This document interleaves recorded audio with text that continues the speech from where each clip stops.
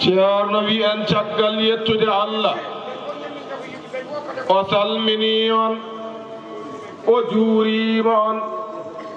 o ñaagiima on duwawu omo ñaago mon yaafuya o wi eɗen ñaago to bangal Allah e bangal nelaaɗo Allah e bangal Cheikh Tidiane e bangal Cheikh Oumar Al Foutiyou ko adi fof yo Allah rokku en tawede mo wuuri yo Allah rokku en tawede mo wuuri taw eɗen ɓeydi en ustaaki eɗen ɓeydi e diina men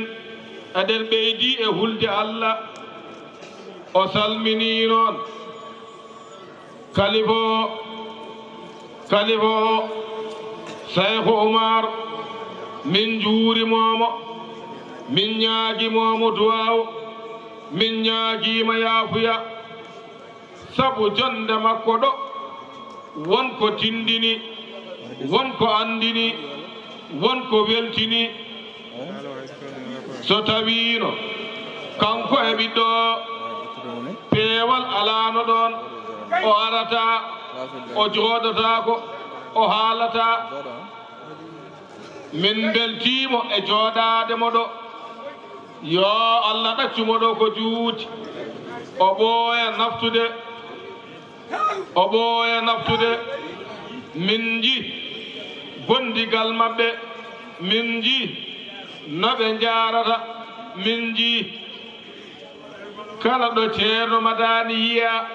aɓe gondi kala ɗo ceerno Madani sohli o yaada e mum ɗum ko teddungal yo Allah ɓeydu moƴƴere so yawti ɗum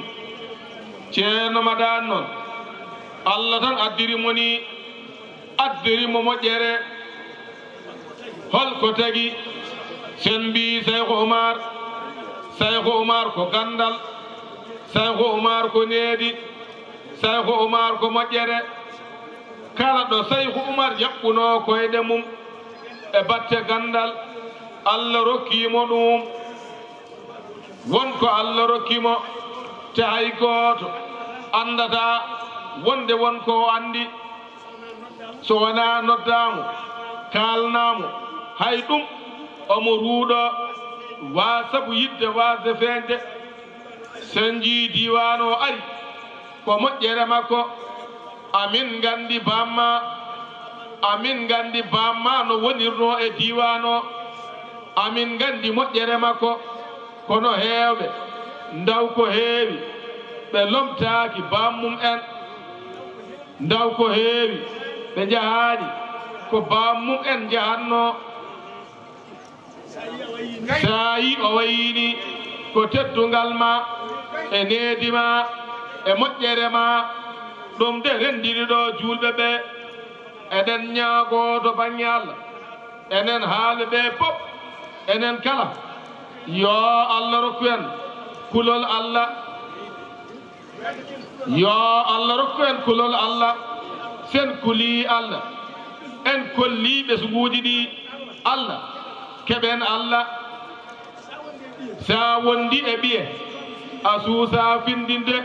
wondi yo ummo juula o wi aɗa wiya arminel ma nokku kaƴa holno jikku moƴƴirta an adi bonnude jikku o jikkuuji ɗi ko e jignaɓe ɓe duttoɗen so en duttima e Allah enen pop keɓen Allah sen duttaki e Allah soko ɗemgal tan ene heddi yo Allah rokku en kulol Allah yo Allah rokku en kulol Allah yo Allah rokku en kulol Allah hulde Allah noon enen e koye men en jiɗodirtu e koye men sen jiɗodiri e koye men Allah rokka en geɗal a yi ko kaalaten ko e ɗemgal mbiya miɗa yiɗma mbeɗa horsinma taw ko kaalata ko Allah wino ko tagi oɗon kaala ko on gollata eɗen puuttodira e koye men mawni huti e Allah noon e siforiɗo noon hoto Allah huto en yo Allah waɗ en rewoɓe Allah yo Allah waɗ en anduɓe no Allah rewrete so tawi aɗa juula a wondaka juulu ngu no foti moƴƴirde a wondaka sallige ma no moƴƴirta a ƴettat juuɗe ma tan kaftoɗa ganduɗa dow diina tawna ɗon ƴeewen ɗum no feewi o wi o mo garɗen e dow mum ceerno Haasiru ko tagi o wayini kulol makko Allah dewal makko Allah alay sago Allah rokkamo kono ɓuuɓna ɓerde makko sa tampani Allah tan keɓa Allah amin gandi ceerno Haasiru sabu min gondi kanko e ceerno Amadou Madani e Fadima min gondi ɗo ñanga ɗo ko juuti kala ɗo rewno Allah kanko bam maɓɓe ceerno Madani feeñi o wi minen kam min dañi hen malal min dañi hen moƴƴere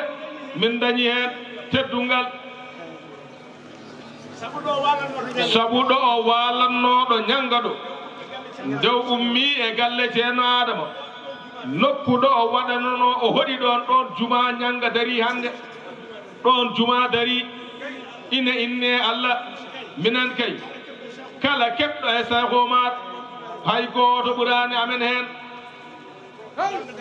darga daroto tan jumaka firtota ko ɗon ɗum noon ko taaniɓe ko rewanno Allah yimɓe na ngara ɗon na mbaɗa wasifa omo duwo juma darima ɗon Allah noon tagi en haalde ngol konngol eɗen ñaago to bange Allah kanko sugo Saykhou Oumar noon suka ala hen yo Allah darnumo sabu mi ñii ko Saykhou Oumar oya Saykhou Oumar mo Amadou Haasiru Amadou Madani omo haali konngol hettiyanke ɗo jeeri juggo ɗo o yetti Allah o yetti nelaɗo Allah o yetti Cheikh Tidiane o yetti Fuuta fof o wi Fuuta fof kala ɗo Saykhou Oumar woni ɗo ƴiiƴam Saykhou Oumar woni on mawnini ɗum noon yo Allah mawnin on te konngol ngol o wiingol o wi ceerno Madani o lomti woɗɗo ceerno Madani yaano no o wiirini e no o moƴƴinirini ko niide wayata moƴƴa so wayini moƴƴa so wayanini moƴƴata kala ko ena haale yo taw ko goonga kala ko ena haale na yaltine e hunuko yo Allah wat taw ko ɗum goonga kala kona haale taw wona goonga hoto Allah wurtu en e haalde ɗum tinnoɗen e koye men nduwoɗen kadi e leydi ndi nde Allah addata hen deeƴal nduwoɗen nde Allah addata deeƴal e leydi ndi o wi ɗo ko nokku mo ganduɗa so duwama koko jaabete so jaabaka taw ko e ɓerde men wallahi sa waɗi Saykhou Oumar yeeso ma aɗa gonɗini Saykhou Oumar no woodi ko dañɗa gandal fof a heɓata Saykhou Oumar sa jangi a wawi Qur'ana a wawi sariya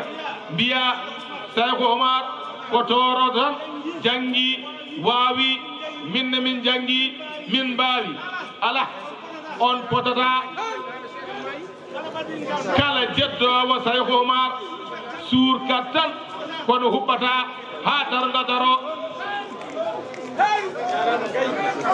suurkat tan kono huɓɓude ala huɓɓata ɓuk enen almuɓe goto emen fof yo Allah rokku ɗum anda gueɗal ngal Allah rokki ɗum ngal andi se wonano Saykhou Oumar laawol tijaniya saktota ko ɗo ko mboɗɗa needi ko fof kam Saykhou Oumar kam ko ceerno ma Saykhou Oumar ko ceerno ma a wawa wonde ceerno mum e nder aduna mum cinnoɗen no feewi yo Allah wallu en haala kaane juuti omo anndi ni no wiye rabɓi ɗi kadi omo anndi juuti holko tagi ɗum juutde o wii o fotaani haalde konngol haade ɓiɓɓe ne ɗo miñiraaɓe ne ɗo o wi oɗo muntaka Saydou Makki o gila ko suka gila omo jangga Qur'ana koko wodonira Umar oya ɓii ceerno Madani o ko ɓiɗɗo ko fofof jannguɗo Qur'ana on a moƴƴini ceerno Madani a fewni kanko o jannguɗo Qur'ana ne o wona haasida sinno wonno o wano o wiyata ceerno Madani janngini kam ɗum ɗo omo wawno haadde e ceerno Hamidou Ly tan kono noon anne yo Allah mawnine anne a moƴƴini a fewni yo Allah fewnu gueɗe men en beltima no feewi enen fof yo Allah rokku en tawede mo wuuri ceerno Mountakha julɓe nan ɗon jooɗi duwanoɗa julɓe ɓe yo Allah ittan en caɗele ɗe Allah addan en kaalis kadi